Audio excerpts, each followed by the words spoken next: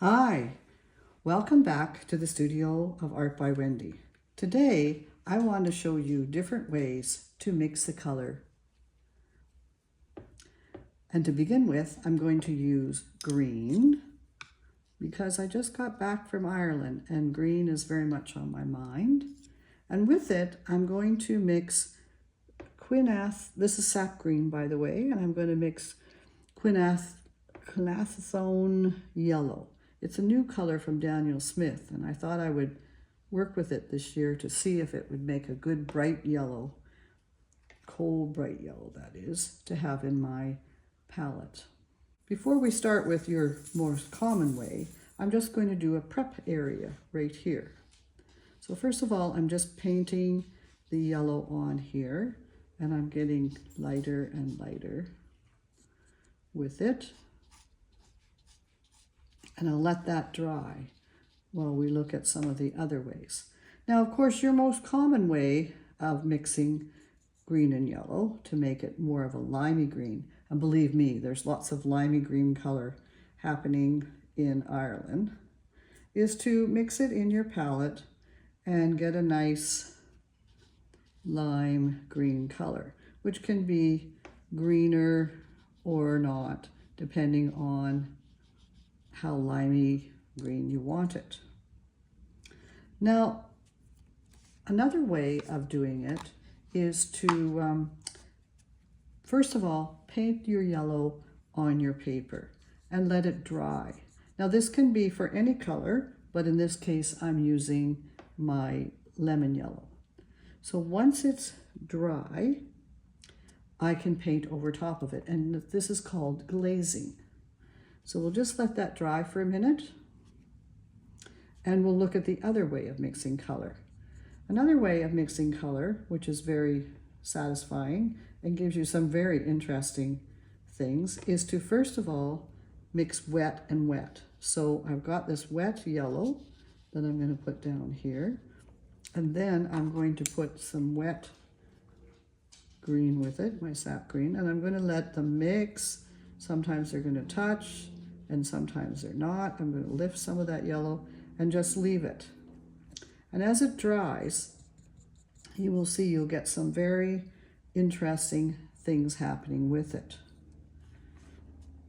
And colors that you can't mix and combinations that you can't mix. Because there's so much green there, I'm just going to add a little more yellow to it while it's still wet and just see if I can get more things happening there. So you can see there's quite a variation of color that's happening here.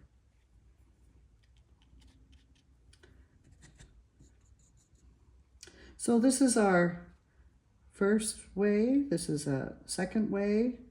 Another way is to have your green dry. And again, I think I'll just stop the tape for a minute and let these colors dry. Okay, paint's dry. So let's look at what glazing can do. First of all, we've got our yellow here, strong yellow here, lighter as we go over. And I've got green. And so what happens if I put green over top of that?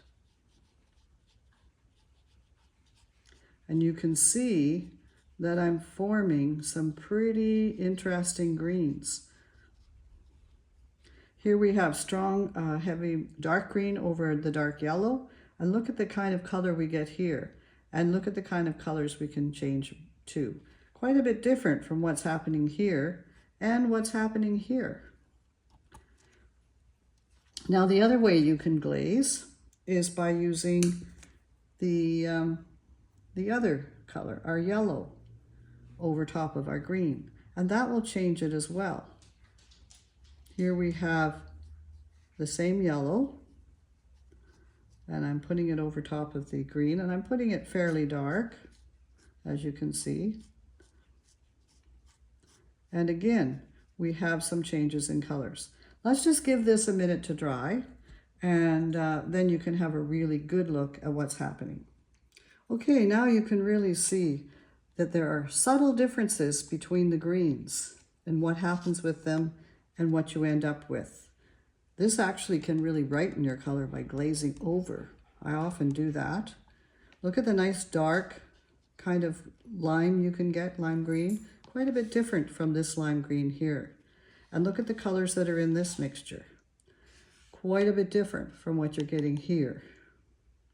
So let's have a look at what it looks like in a picture. Of course, I have to have a nice little picture of Ireland for my example. So as you can see, I've got some really dark yellow here, and then it's got lighter and lighter and lighter as I move up. What better cover for my Ireland sketchbook is this picture, eh? A little bit of lambs, sheep everywhere in Ireland, and the rocks and the little thatched huts, farmland.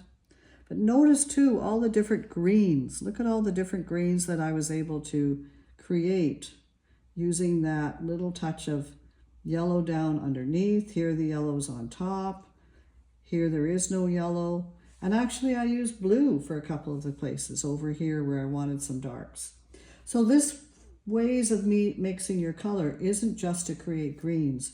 You can use it with other combinations of color to make some interesting colors in your work. Wendy teaches outdoor sketching classes in the summer, and she teaches in her studio and online throughout the year. Wendy produces original work in pencil and in watercolor. She completes commission work, particularly pet portraits, and produces cards and prints from some of her work.